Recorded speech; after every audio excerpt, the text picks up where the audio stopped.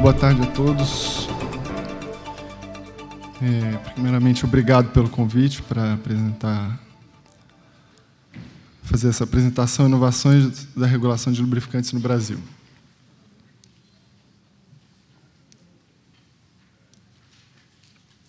Bom, um breve sumário do que eu vou falar. Primeiramente, sobre a política energética brasileira, um pouquinho do arcabouço legal, fazer um breve histórico da legislação, falar um pouquinho sobre os monitoramentos pelo mundo afora, o programa de monitoramento especificamente da ANP, o PML, falar um pouco sobre a revisão da Resolução 10, a avaliação do impacto regulatório, e a Resolução 22 foi o resultado disso, e um pouco dos impactos no mercado esperados e já percebidos. Bom, não sei se todos conhecem como funciona, mas quem define a política energética no Brasil é a Presidência da República e o Conselho Nacional de Pesquisas Energéticas, o CNPE. O CNPE, o presidente dele é o ministro de Minas e Energia, e a principal função dele é assessorar a Presidência da República na definição da política no caso do setor energético. As agências, no caso a ANEEL, que é de energia elétrica, e a ANP, do petróleo, elas são responsáveis pela implementação das políticas. Então, naquela visão de estruturação do Estado, a ANP e a ANEEL não são governo, elas são um Estado. Governo é um ministério. Existe uma certa independência das agências para implementar essas políticas definidas pelos altos cargos do governo. Bom, no caso nosso, do petróleo, todo o ambiente regulatório é definido pela ANP. A ANP está constituída pela Lei 9.478, de 97, que foi alterada mais tarde pela Lei 11.097, de 2005. Ali no artigo 8º, as atribuições, as mais que se pode destacar mais, logo no inciso 1º diz, implementar a Política Nacional de Petróleo, Gás Natural e Biocombustíveis com ênfase na proteção dos consumidores, quanto a preço, qualidade e oferta de produtos. Então, esse vai ser basicamente sempre o foco da ANP, consumidor, com preço, qualidade e oferta. No inciso 18, diz lá, especificar a qualidade dos derivados de petróleo, gás natural, seus derivados e dos biocombustíveis. Como o senhor sabe, a gente tem uma definição para gasolina, uma para querosene, outra para óleo combustível. No caso de lubrificante, é um pouquinho diferente, mas para frente a gente vai explicar. O Conselho Nacional, voltando, fazendo um breve história, o Conselho Nacional de Petróleo, o CNP, ele foi criado em 1938. Ele era responsável pelo que hoje vários órgãos do governo fazem. Ele é responsável pela política, pela perfuração do poço e pela regulamentação. A gente sabe que hoje cada um é responsável por uma parte disso daí. Essa foto aqui do Vargas, sujando a mão de petróleo, foi tirada em Candeias, na Bahia. Foi o primeiro poço comercial do Brasil. Foi na época dele que o setor do petróleo começou a se desenvolver e se estruturar. Dando um salto, nesse meio caminho, depois, em 38, em 54, a Petrobras foi criada. Grande parte do CNP, a parte técnica, documentação, onde se tinha poço, os estudos, todos eles migraram para a Petrobras. O CNP deixou de furar poço, contratar perfuração, e passou a cuidar apenas da política e da regulação do setor. Dando um salto, em 1970, quando a Belina era lançada, era a perua do Corcel. Nessa época, surgiu a primeira legislação de lubrificante específica.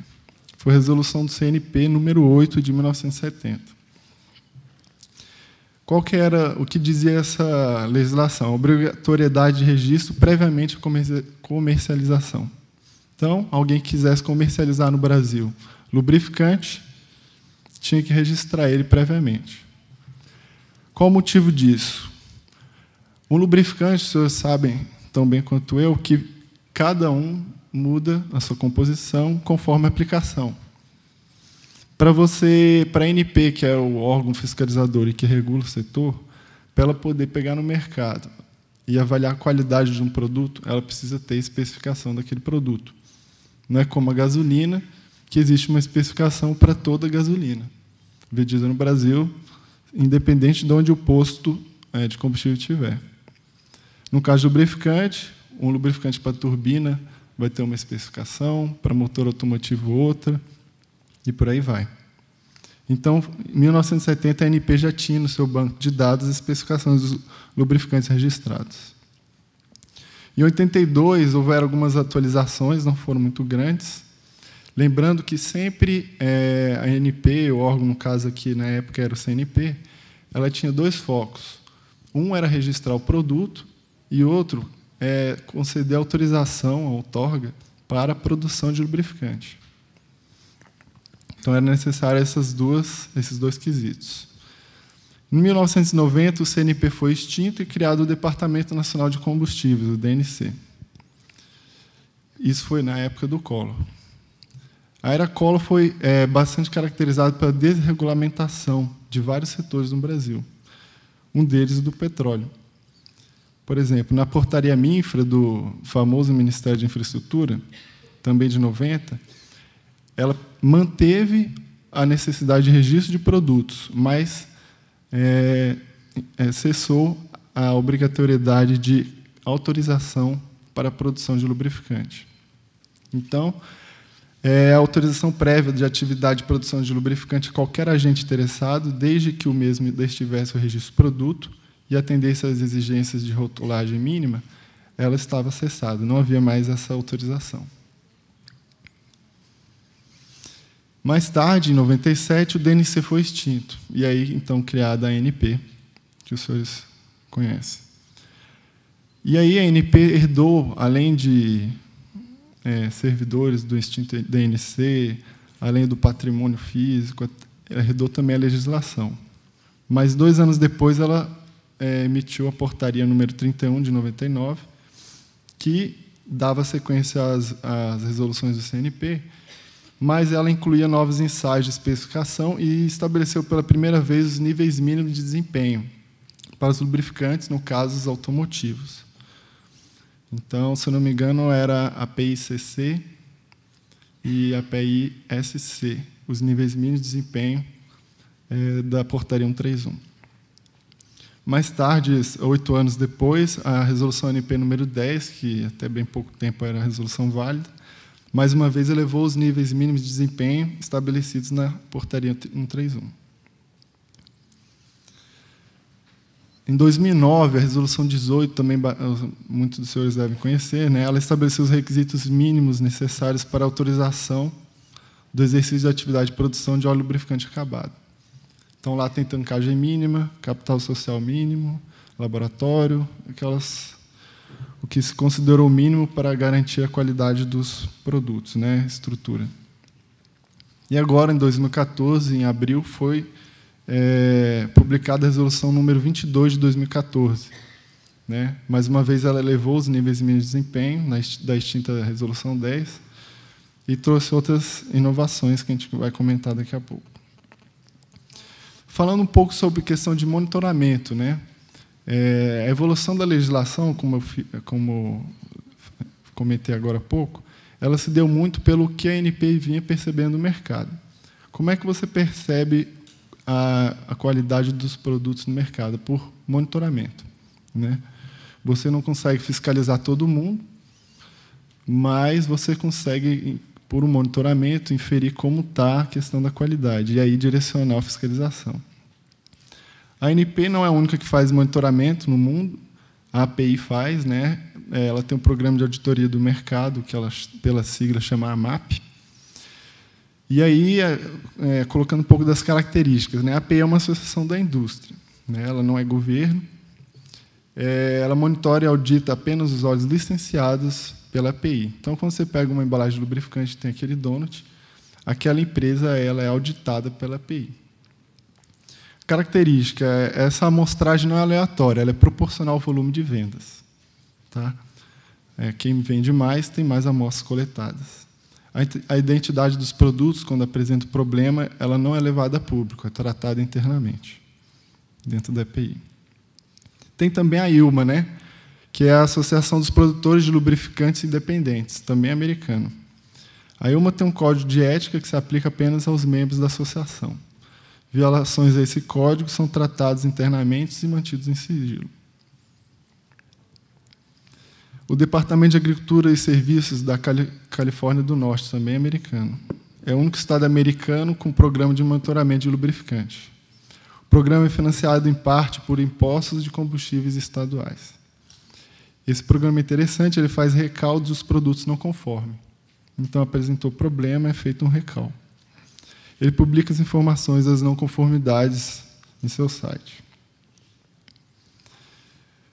O Instituto de Qualidade do Petróleo da América, PQIA, é uma organização que se declara independente. Segundo eles têm foco nos consumidores e não nos produtores de lubrificante. A amostragem é aleatória, não é proporcional ao volume de vendas. As amostras são analisadas em laboratório independente e os dados são todos publicados no site. A ANP, já saindo dos Estados Unidos. Bom, ela também tem um foco nos consumidores, como a gente viu ali no inciso 1º da lei, no artigo 8º. A amostragem é aleatória, não é proporcional ao volume de vendas. As amostras são analisadas em laboratório próprio da ANP, o CPT.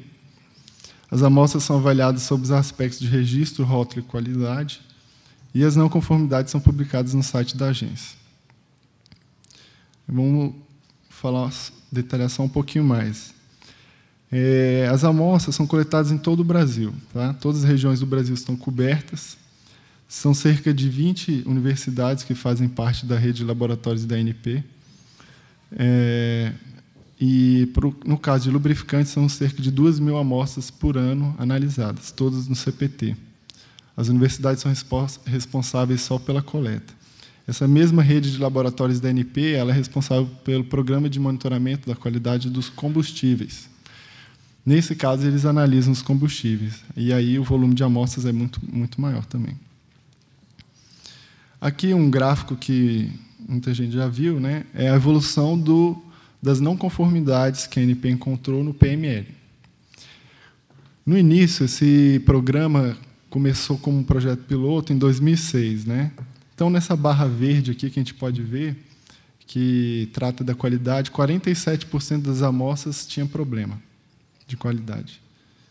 35% de rótulo e 22% das amostras coletadas de registro.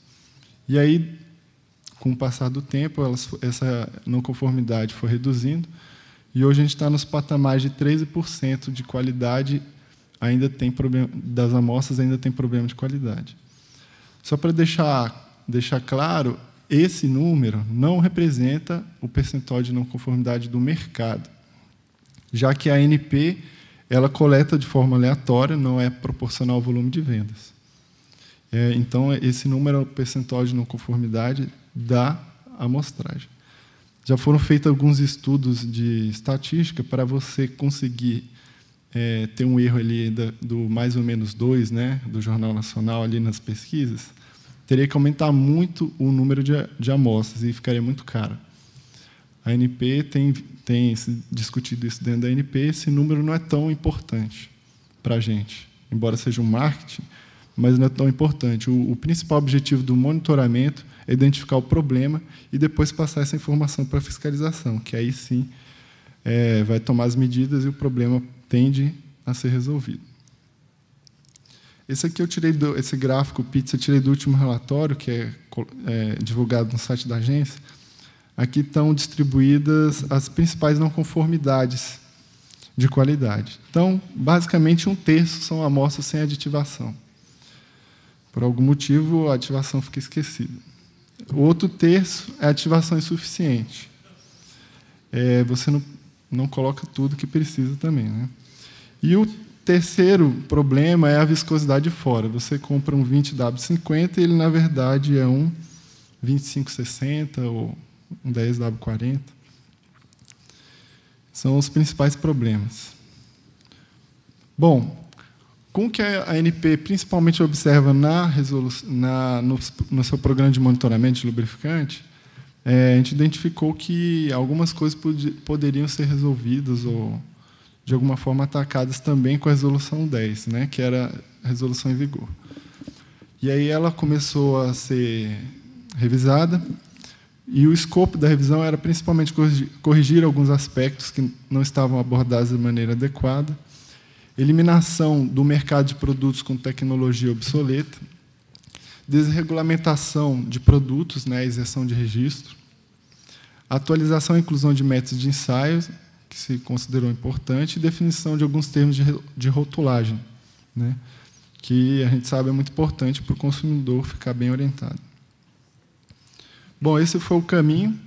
Primeiramente, foi publicado o relatório preliminar da avaliação do impacto regulatório, depois o relatório final, publicação de uma nota técnica, publicação da minuta da resolução, né, para que os agentes contribuíssem, depois tivemos uma audiência pública e, por fim, a publicação do novo regulamento, agora em abril. Bom, a avaliação do impacto regulatório é uma ferramenta que já é bastante usada no exterior, e o Brasil tem tentado fazer uso dela, não só nas agências, mas até pelos próprios ministérios, que às vezes enviam projetos de lei. Essa IR, a avaliação do impacto regulatório, ela tem o objetivo de você medir bem qual o impacto de toda nova legislação que você vai soltar ali naquele ambiente, naquele setor, né? No caso, na de lubrificante, a gente fez a identificação dos problemas, as limitações, reunimos com o mercado, na verdade, isso foi desde 2010, mais intensamente no final. Fizemos alguns contatos com agentes do mercado no exterior, solicitamos várias informações, muitos dos senhores devem ter recebido os ofícios aí para informar algumas coisas. Consultamos, por exemplo, a Abrafa, a EA, a Anfave, a IBP, Sindicom, Simipet, Sindilub, Sindirefino, Simproquim, os produtores de aditivo aftermarket, né, a sociedade civil. Internamente também várias superintendências também contribuíram, como a Superintendência de Abastecimento, a de Fiscalização e a Coordenadoria de Defesa da Concorrência, dentro da ANP. Bom, quais foram as conclusões desse relatório? Bom, o percentual de consumo, após a gente receber os dados de volume produzido dos produtores, ele não se apresentou muito expressivo para os APIs que a ANP pretendia tornar obsoletos na legislação, API SF-CF. A maior parte das montadoras, quando fizemos contato com a Anfave, ela não recomenda mais seus manuais o API SF desde 2001 e o CF desde 2006. O uso de produtos com níveis API superiores ao indicado do veículo não prejudica, né? Isso a gente sabe. Um API SJ atende um SF. Outra conclusão, a gente sabe que à medida que o pacote de aditivos e os óleos básicos vão para classes superiores, a tendência é ter uma redução de emissão veicular, economia de combustível, maior proteção motor, redução do volume gerado de OLUC e das embalagens, que foi falado agora há pouco na palestra. Isso tudo por conta do aumento do intervalo de troca. Bom, as tecnologias dos óleos lubrificantes acabados disponíveis no mercado brasileiro atendem integralmente às exigências de motores quando usados conforme indicado pelo fabricante. A Resolução 10 estava desatualizada, isso é uma outra conclusão, quanto às exigências para fim de registro dos aditivos aftermarket, que são aqueles aditivos em frasco que em alguns postos a gente encontra, que prometem que, enfim, vai melhorar a performance do seu lubrificante. Como não havia na resolução a previsão de toda a sequência de teste de motor, né, então a ANP colocou isso lá para quem quiser ainda comercializar esse produto, comprove que ele realmente não prejudica o desempenho do lubrificante e também traz algum benefício. Os agentes econômicos, né, durante a consulta pública, eles entenderam que os óleos lubrificantes industriais tratados na nota técnica não necessitavam de intervenção regulatória, no que se refere à obrigatoriedade de registro junto à ANP. Então, a ANP propôs, e vários agentes suportaram, deram suporte a essa decisão, de que não é necessário, em muitos casos, se registrar óleos lubrificantes industriais. Em 2014, em abril, 14 de abril, foi publicada a Resolução 22. Ela traz novos conceitos, alterou os níveis de desempenho mínimo para SJ, CG4 e o ACEA vigente, isentava os registros alguns produtos industriais e definia termos para rotulagem. Por exemplo, biodegradação final, lubrificante biodegradável, lubrificante mineral semissintético e sintético. Por que a ANP definiu isso na resolução? Porque, diariamente, nós recebemos um número muito grande de solicitação de registro de produto.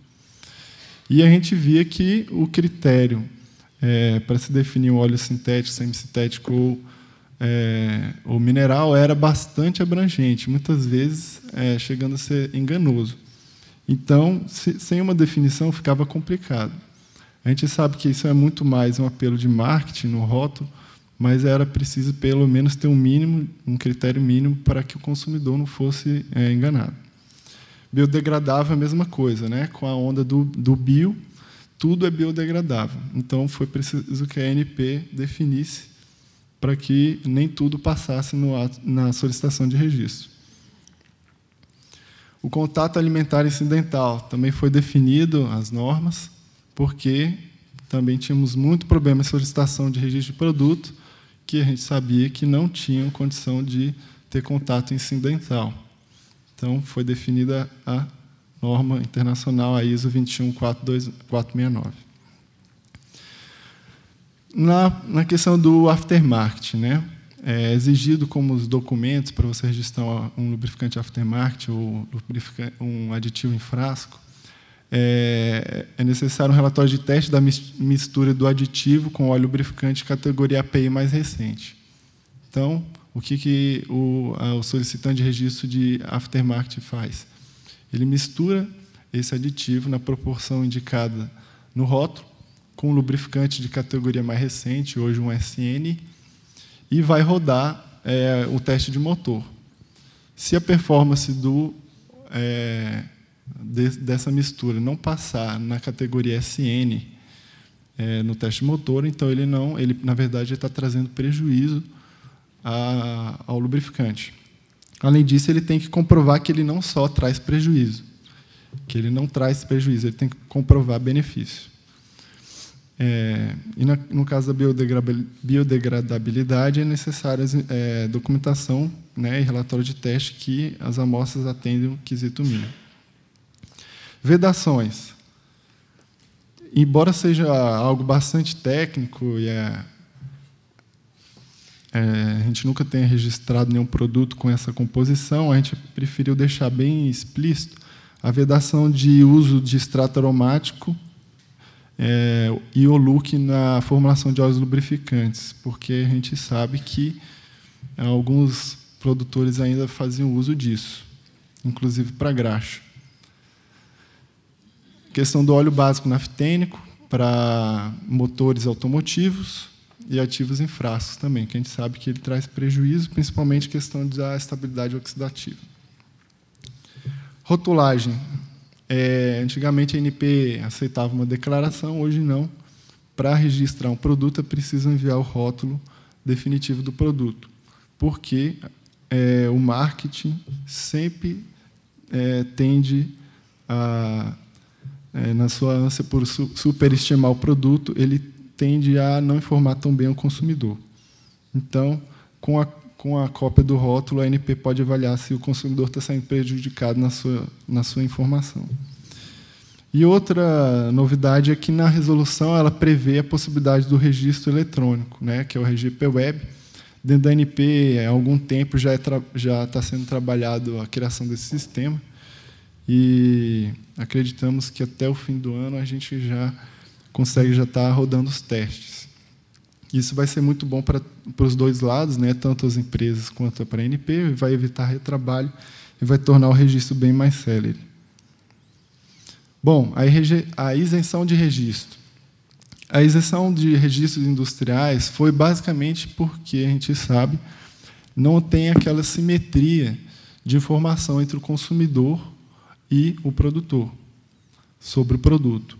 Por exemplo, um óleo de corte, ou um óleo de uma máquina industrial, o consumidor ele sabe muito bem o óleo que ele precisa e ele tem alguma capacidade técnica de correr atrás e exigir um produto de qualidade, o que é diferente de um usuário comum de um veículo que vai comprar o lubrificante num posto.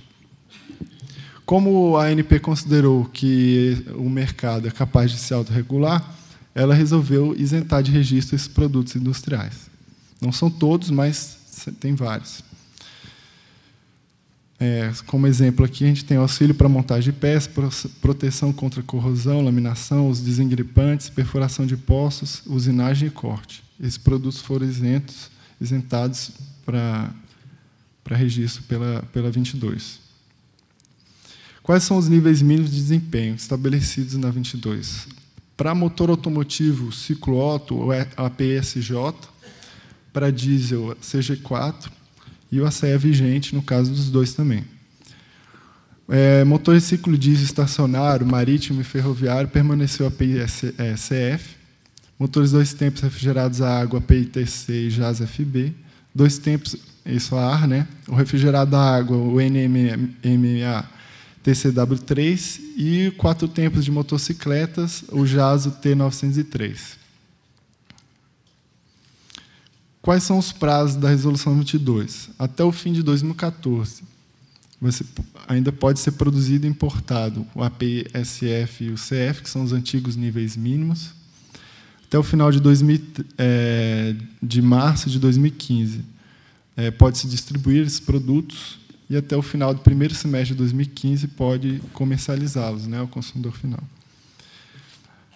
O diferencial da resolução, ao contrário das duas anteriores, é que ela estabeleceu duas transições. Então, essa que eu falei agora é a primeira. A segunda, os novos níveis mínimos, vão para SL, CH4 e ACE vigente. E aí o SJ, o CG4 e a ACE vigente vão poder ser produzidos e importados até o final de 2016, distribuídos até o final de março de 2017 e comercializados até o final do primeiro semestre de 2017. Bom, quais são os impactos esperados no mercado? Primeiro, a retirada do mercado de lubrificantes de tecnologia obsoleta. Aumento da capacidade técnica dos produtores.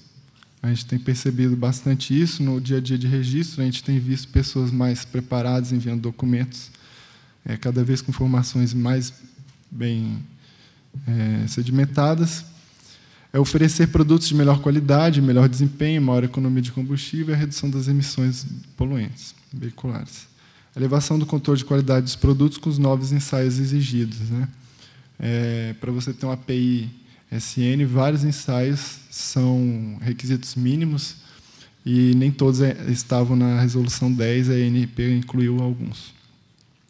Para o consumidor, eliminando em grande parte o risco de escolha inadequada, né, do seu lubrificante. Quanto mais tecnologias obsoletas você tem no mercado, é maior a chance do consumidor fazer um uso errado devido a preço, por exemplo. Aumento de intervalo de troca. Quanto mais elevada a tecnologia, maior o intervalo de troca.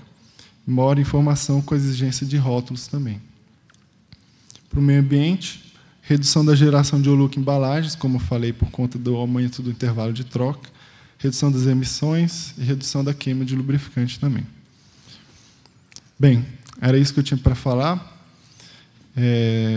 Eu trabalho no CPT, que é vinculado às pretendentes de biocombustíveis e qualidade de produtos. Os telefones são esses. Sempre que os senhores precisarem, é só entrar em contato. Obrigado.